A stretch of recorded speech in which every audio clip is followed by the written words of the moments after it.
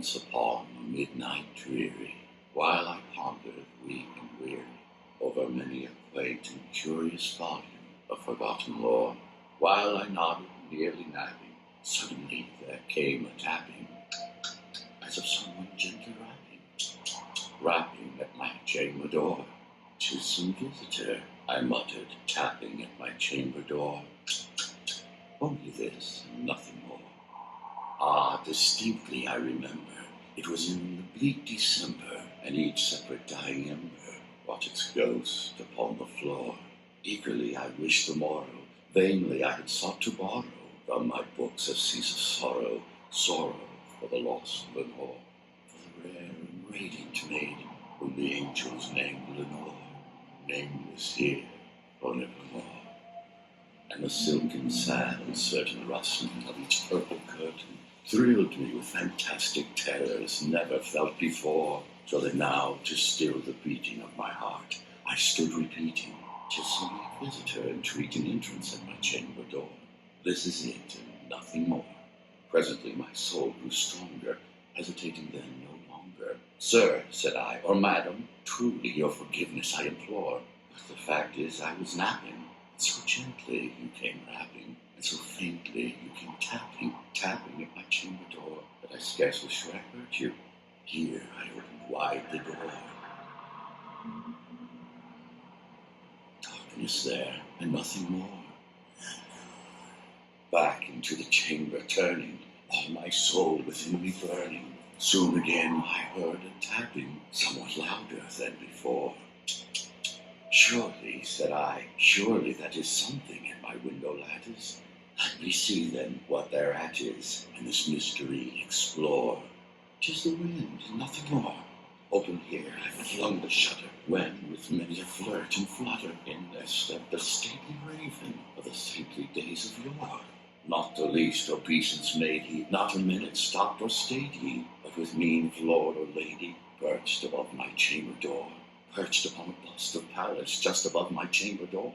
Perched and sat, and nothing more, though thy crest be shorn and shaven. "Thou," I said, "art sure no craven, ghastly, grim, and ancient raven, wandering from the nightly shore. Tell me what thy lordly name is on the night's Plutonian shore." Quoth the raven, "Nevermore."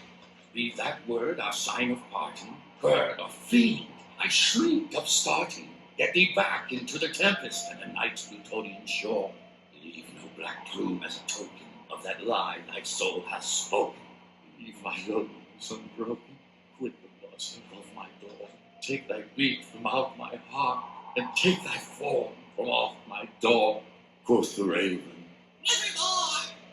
And the raven, never flitting, still is sitting on the padded bust of Pallas just above my chamber door.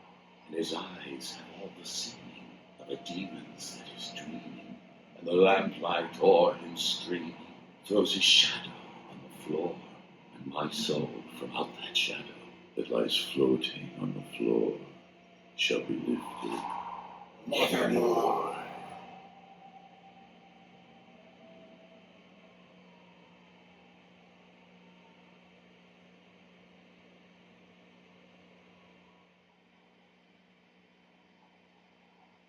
Ages ago in lore of old, the rise of a champion did unfold. Ooh. A gourd that would ward in every way a very, very special day. It was a somber and sober last day of October, in a hollow patch where our hero did hatch. He did not sprout from any magic bean, nor was he summoned by some fairy queen. It was the perfect storm of fate and date that makes his appearance so very great. Lightning struck the ancient ground with a loud, booming, thunderous sound. And upon that scorched and smoldering spot, our shining patron was begot. But this was no ordinary village bumpkin, for it had the body of a boy and the head of a pumpkin. Isn't that him? His back never bowed, and pace never slowed, as he strode down many a winding road. Traversing dark, deep holes and tall, steep knolls, he kept steadfast to his one true goal. of spreading his love from pole to pole, of All Hallows Eve wonders to every spirit and soul. Nice. To see his way through the dead of night, he placed in his head a candle so bright. And to stave off the weather's gloom, he fashioned and wore a splendid costume. That's right. Sharing his joy was the oath he had sworn, and all those he met received sweet candied corn. Yummy. Before one journey around the sun, a new tradition was formed of ghoulish good fun. And on the night we now call Halloween, these three practices must remain keen. Upon the sun's fading light, put out a jack-o'-lantern shining bright. How about 3? Embrace the spirit of the night, dress up and share a laugh, or even a fright.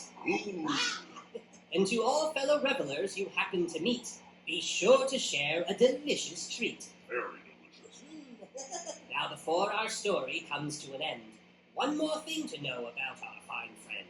In his heart there's no room for hate, and thus all holidays he loves to celebrate. Ah, that's swell. But as you, and you, and you might have guessed, the Lord of the Gourds loves Halloween best. Yeah!